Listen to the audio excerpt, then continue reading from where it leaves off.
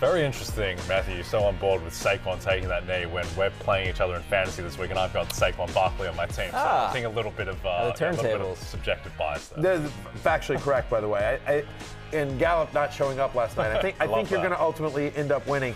I don't know if you heard this, but so it's a 14-team 2-quarterback league that Jay and I are playing in with all the short staff. Oh, you're in that league? Yes. Okay, great. I don't know. It's 14 teams. I wasn't told to learn everyone's names. 14 teams. I can't possibly be expecting to learn everyone's name. You know Connor Rogers? Connor Rogers, he hosts the show sometimes. Connor Rogers, yeah. Well, by the way, you have to go to the scoreboards. Here's my nifty team here, as you see. I had to start, Saubert, and I got 0 out of him. But understand, so it's a 14-team league, and I lost Dak Prescott. I also, as you see there, I drafted Kyle Pitts. So it's been pretty tough. And I had a bunch of guys on bye last week as well. The excuses hour with Matthew Berry. I'm just telling you that there's a reason why your crappy team beat mine. My crappy team. By the way, turns out Connor's in the league and doing well. He's 5-1. Yeah. We're both 2-4, so we can't see him from all the way up there. But look at this. 5-1. Look at my points against, though. If you look at my points against there at number 9, I'm like. What do you mean? Look at my points against. I've had 786. Everyone's destroying me. It's like I'm playing. Yeah, people get up for you. People don't like you. You're the heel. You're the turn, right? Anyway, so I'm 2-4. Losing Dak in a 14-team 2-quarterback league was just an absolute killer for me. I mean, guys, I'd start Bailey Zappi yesterday. Bailey Zappi outperformed Tom Brady. Yes, and Lamar he did. Jackson. Yeah, that's because I'm smart. I was able to sift through the dirt to find diamonds because of my massive brain. Right. But do you understand? Anyway, let's talk about more of those diamonds in the quarterback. Here's the thing. Here's what's great. Rough. A lot of football left to play, and I'm coming. I'm coming for all you animals in this dumb league. Yeah, from 2-4 down. You got them right where you want them. Right. You're like the Niners last year. I got Dak coming back this week. Here starts the greatest comeback in fantasy football happy hour history. All right. You'll see. Well, let's talk about some quarterbacks that won't be there this week. You mentioned the names. Josh Allen, Jalen Hurts. Are they any good? Kirk Cousins, Matthew Stafford. All on bye. So 3 top 10 quarterbacks and Matthew Stafford not available this week as well. We'll find out. We expect Tua to be back. We'll find out the status of that. Mike Tomlin saying Kenny Pickett in the concussion protocol. We'll figure out who's starting for the Steelers later this week as well. But let's get into this as well. I think Matt Ryan is available in 72% of leagues. Believe it or not, Matt Ryan. He's back. 400-year-old Matt Ryan leads the NFL in pass attempts with over 42 a game. Titans allow 287 passing yards per game. That is the most in the NFL. He's a viable streamer this week. They get the Commanders next as well.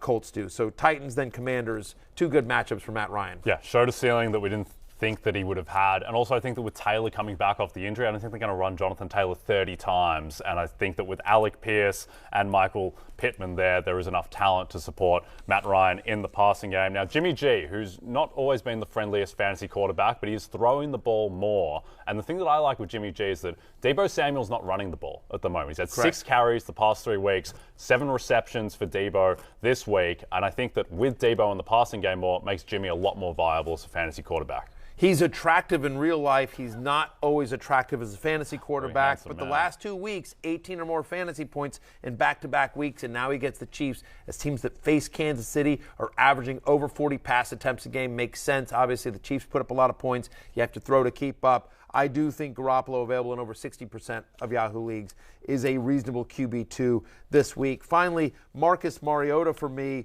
Back-to-back games with 17 or more fantasy points. It's not always pretty. He's running a lot. He's not throwing to my Kyle Pitts, which is one of the reasons that team is 2-4. But still ahead of you in the standings, I think worth noting. What I mean? You beat me and you're still in 11th. I just want to point that out. I don't like that. I just want to point that out because as bad as that team has done, it's still at least better than yours. Anyway, I do think Mariota, who has at least 60 yards or a touchdown in 4 out of 6 games so far this year, could be a streamer if Ryan and Garoppolo are out this week. Yep. Mariota's schedule at Cincinnati, home to Carolina. You like that. Chargers at home and then at Carolina again. I do think, though, that Arthur Smith, those games should be close enough where Arthur Smith can run the ball and go full Arthur Smith still. But Mariota's still been able to put up okay fantasy value even with that. Just don't watch the games. Don't watch the games. Because the games will drive you crazy. They are brutal. They're brutal. We talked about Taylor Heineke, your man. Make Taylor Heineke great again. Yeah. You're streaming him against Green Bay.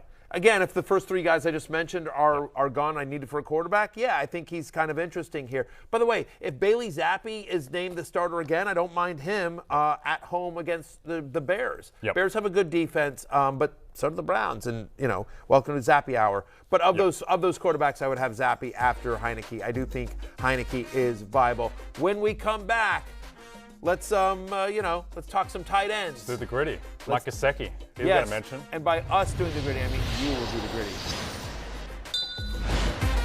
I'll leave it up to the professionals for sure, which is a good way to put it. But by the way, as long as Mike Gesicki is scoring touchdowns, dance your bad dances all you want. All you want, Mike Gesicki. Don't let Jamar Chase shame you into not doing your crappy gritty. Greg Dulcich. We talked about him at the top of the show, but 244 and a touchdown. Ran 71% of the offensive snaps. I'm sorry, he ran a route on 79% of Wilson's dropbacks, played on 71% of the offensive snaps. Kind of interesting athletic guy here. It's slim pickings at the tight end position. Yep, why not? And then Hunter Henry has shown some signs of life. Interested in streaming him this week against Chicago. Back-to-back games with 50 or more yards, 3 straight games with a 20% target share. And that's in a game last week where Jonnu Smith was active and he scored the big touchdown. But it does feel like Henry has sort of separated himself from Jonnu Smith. And so I think he's kind of interesting. And then we just mentioned Gesicki as well. Durham Smythe was inactive last week, so I want to track his status as well because he had a season high in snap share, target share, route participation. He had the 2 end zone targets. If Smythe, who's out there, who's played over 50% of the snaps, then maybe you're less optimistic about Gesicki, but it's worth noting as well. Hi, I'm Mike Tirico, and thanks for watching. Make sure to hit subscribe for the latest news and highlights from NBC Sports.